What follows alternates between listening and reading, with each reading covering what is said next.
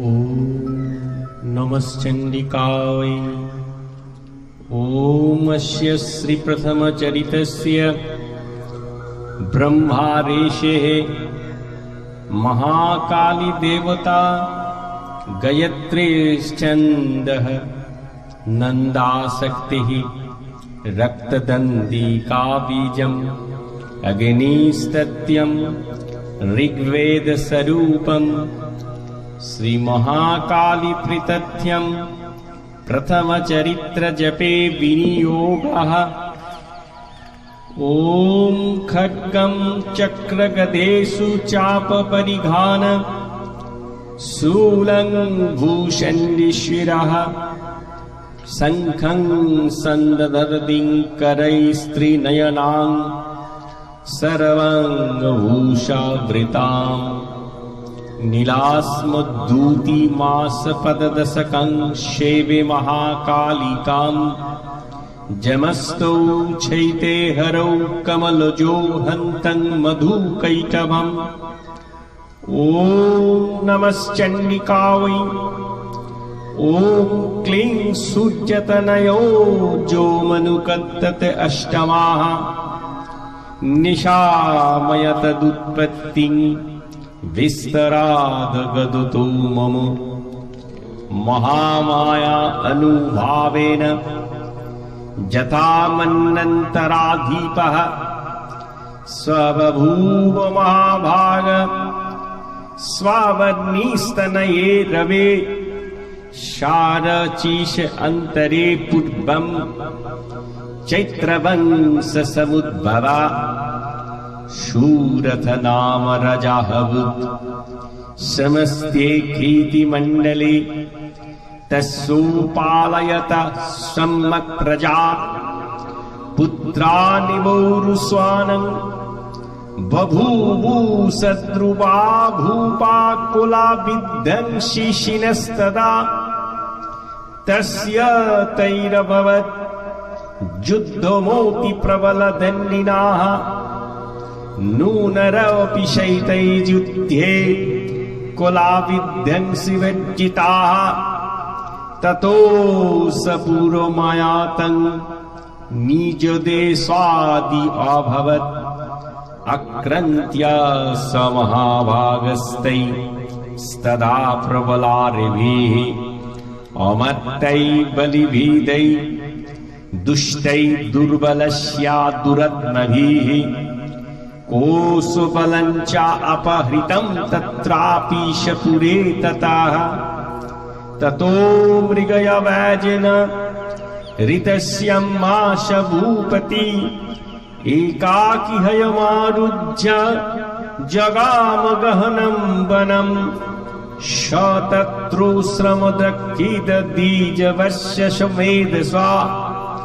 प्रशान्त स्वापदकिरणं मुनिशिष्योपशोभितां तस्थौ कञ्चित् सकालं च मुनिना तेन संकृताः इत्येतस्या विचरन्तस्मिन् मुनिवराश्रमे सोऽचिन्तयत्तदा तत्र्य ममत्याकृष्टचेतनः मत्पूर्वै पालितं पूर्वं मया हीनं पुरं हि तत् मद्भृत्यै धर्मताः पल्लते नो वा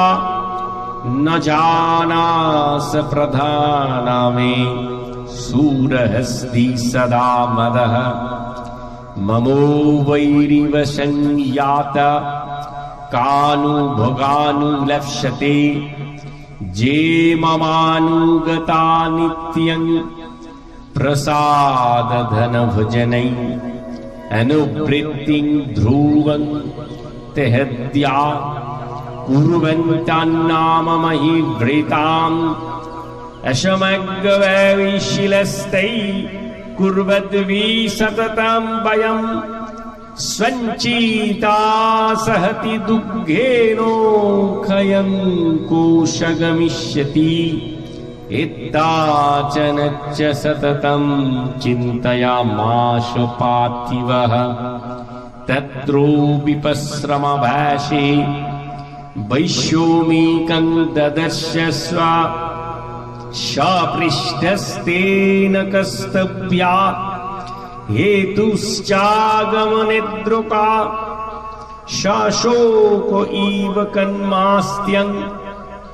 दुर्मना इव लक्ष्यसे इत्याकरणात् वचो तस्या भूपते प्रणयादितं प्रत्युतवाच स्वातं वैश्वः प्रश्रयावनतानिपं वैश्योवाच समार्धीनं वैश्योः मत्पुण्या धनीनाङ्कुले पुत्रदारै निरतश्चोद्धनलोभादस्वादुवे विहीनं चै धनदारै पुत्ररादय मे धनम् वनमभगत्या दुःखी निरतश्चाप्तबन्धुवि सोऽहं न वेद्मि पुत्राणां कुशलाकुशलात्मिकां प्रवृत्तिं सजनानां च दारुणञ्चत्र संस्थिताः किन्नु ते स्वं गृहे क्षेमं किन्नु सम्प्रतां कथन्ते किन्नु सद्वृत्त्वा दुर्वृत्त्या किन्नु मे सुताः राजोवाच ऐनीरस्ता भवलुबद्धै पुत्रधराविधन्नै तेषु किं भवतः स्नेहो मनुवन्दाति मानसम् वैश्योवाच एवमेतद्यथा प्राह भगवन् स्म गतं वचः किं करोमि न बन्धाति मम निष्ठुरतां मनः ऐसन्तिज्ये पितृस्नेहं धनलब्धै निराकृताः पतिसजनहर्दिञ्चं हर्दितिष्येव मे मनः किमित्यन्नाभिजानापि गणन्नोऽपि महामते यत्प्रेम प्रबलं चित्यं बीगिनिशोऽपि बन्धुषु ते स्वां कृते मे निःश्वासा दौमनसञ्च जायते करोमि किं जन्यमनस्तेषु प्रीतिषु निष्ठुरम् मर्कण्डयोवाच ततस्तौ सहितो विप्रं तं मुनिं समुपस्थितौ समार्धीनं वैश्वहसौ च पार्थिव सत्यं कृत्वा तु तौ यथा नायं यथाहं तेन संविदम् उपोविष्टा कथा कश्चिच्चक्रतु वैश्यपार्थिवो राजोवाच भगवन्तामहं प्रष्टुमिज्यामेकं वदस्यत दुःखाय जन्मे मनसा सचिन्तयतां विना ममत्यङ्गतो राजस्य राजङ्ग अखिलेष्यपि जनताहोऽपि यथागस्यम् किमेत्यामुनि सत्यम् अयं चानिकृता पुत्रै दारै वृत्त च जिताः सजनेन च सन्तक्रन्तेषु हर्दि तथापति एवमेषो तथा अञ्चं दावत्तन्तदुःखितौ दृष्टदोषः विषये ममत्याक्रेष्टमानसौ तत्किनत्मयि महाभाग जन्माह गणिनो रूपी ममास्य च भगवतेस्य विवेकानन्दस्य मूर्ता ऋषिरोवाचम् ज्ञानमस्ति समस्तस्य जन्त्रयो विषयगोचरे विषयस्य महाभाग जाति चैवं पृथक् पृथक् दिवन्धा प्राणिनः केचिदन्द्राबन्धस्तथा परे केचिद्दीवतथरद्रु प्रणीनस्थूलदृष्टया गणीनमनुजाः सत्यं किन्तु ते नाहि केवलम्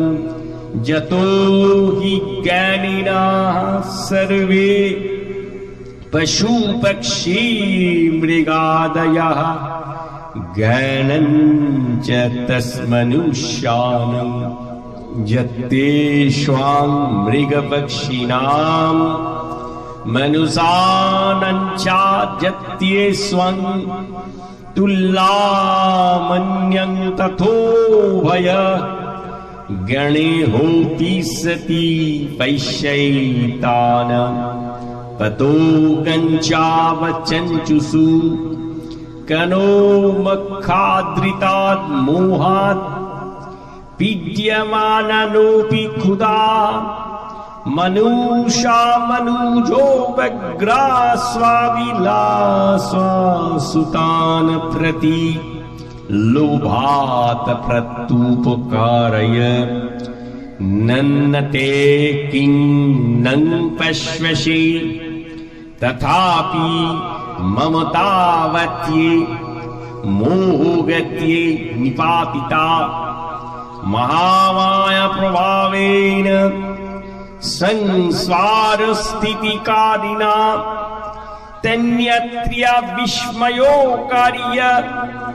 जोगो निद्र्या जगत्पते महामाया हरतस्तया संमज्जते जगत् ज्ञानीनामोऽपि चेतंस्वी देवी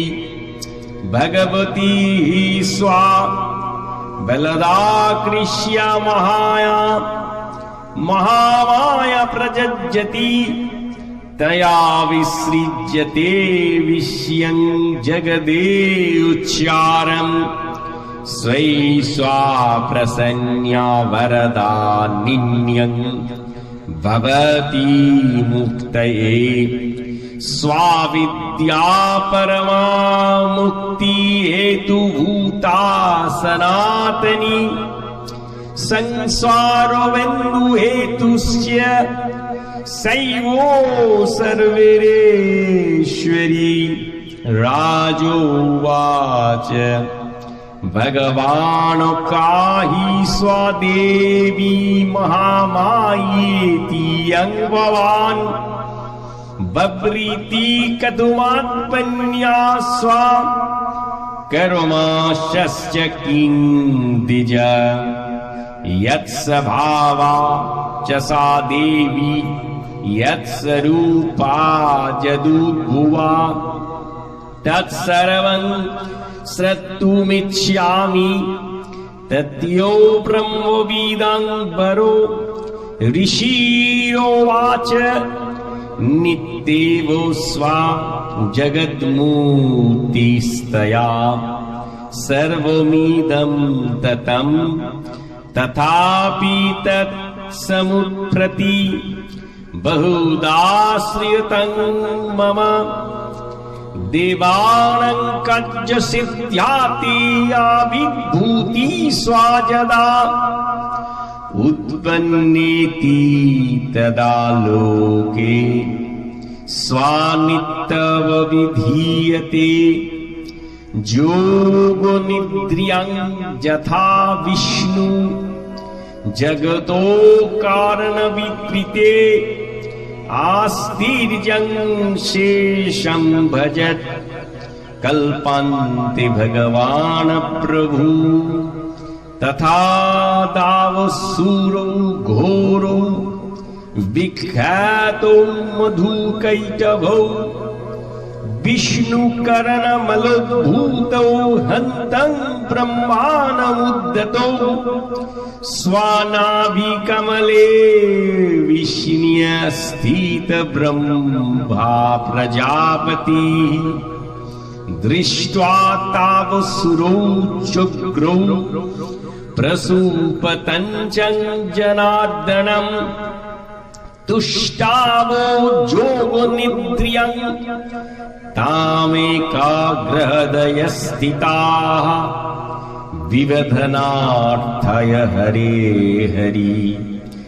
नेत्रकृतालयम् ॐ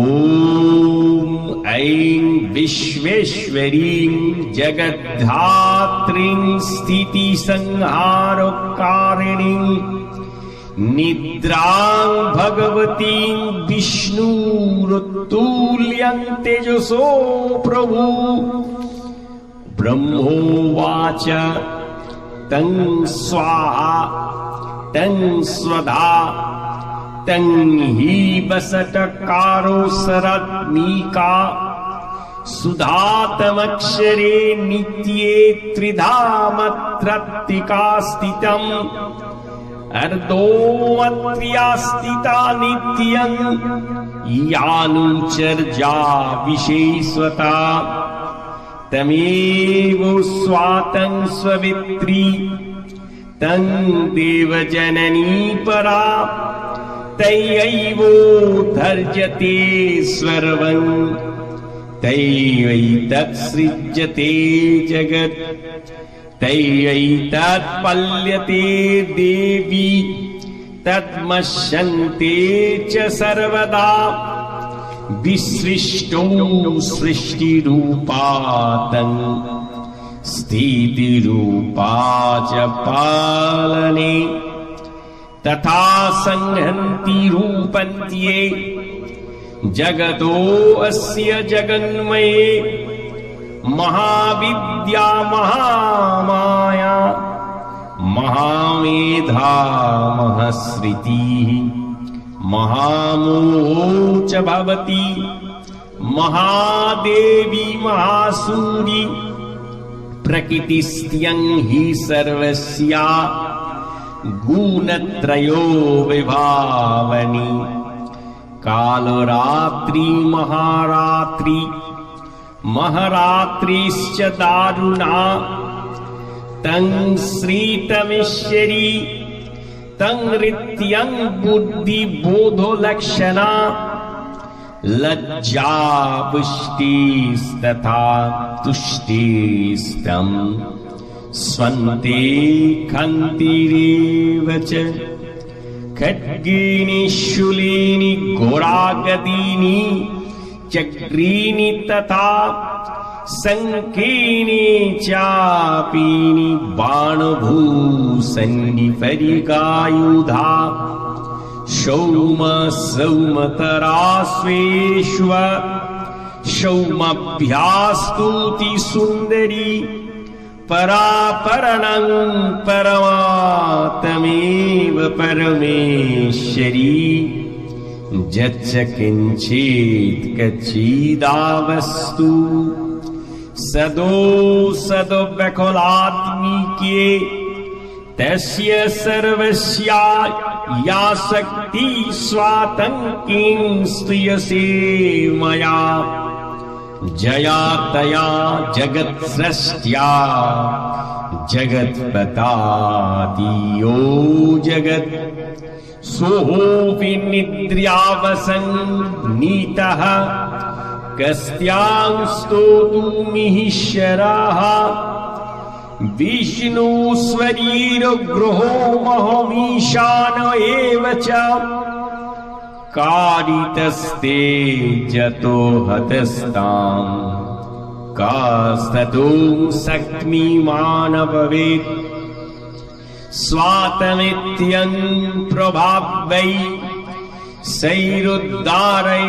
देवी संस्तुता मोहो ऐतै दुर्धवासुरो मधुकैटभो प्रवदञ्च जगत्स्वामी नियतामच्युता लघुवधस्य क्रियतामसौ हन्तमेतो महासूरौ ऋषिरोवाच एवं स्तुता तथा देवी तामसी तत्र वेदस्वा विष्णु प्रवदनार्थाय निहन्तं मधुकैटभौ नेत्रस्य नासिका बाहु हृदयभोस्तुथोरसा निर्गमदर्शने तस्थो ब्रह्मण्यः अव्यक्तजन्मनाः उक्तस्तौ च जगन्नाथस्तया मुक्तजनार्दनः एकारण बेहि शयनात्ततो स तदृशे च तौ मधुकैटभौ दुरात्मना वतीवीर्यपराक्रमौ क्रोधोरक्तेक्षणावन्तु ब्रह्माणं जनित उद्दमौ समुत्थाय ततस्तभ्यां जुजुधे भगवान् हरे पञ्चवस्रुसहस्राणि बाहुप्रहरणा विभू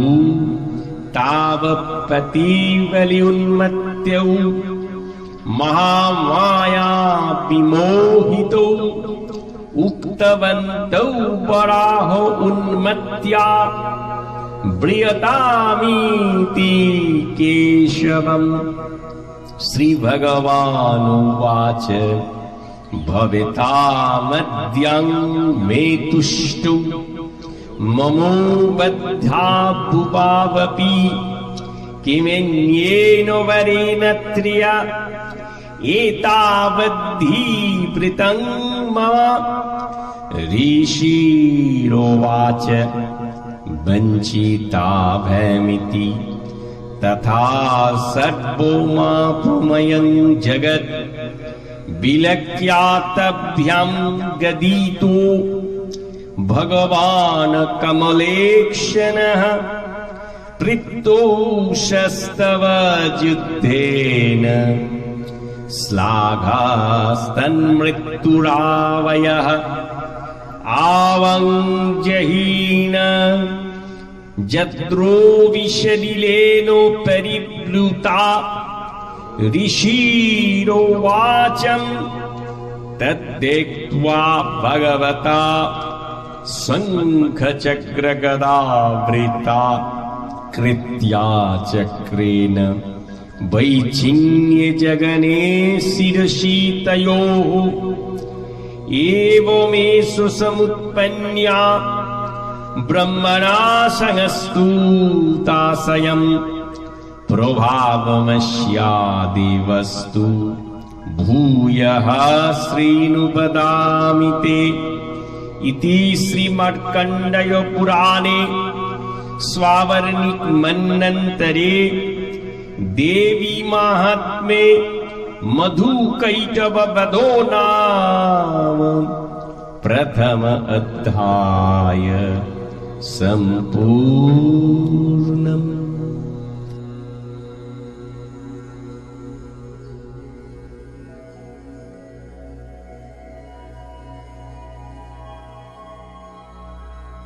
Oh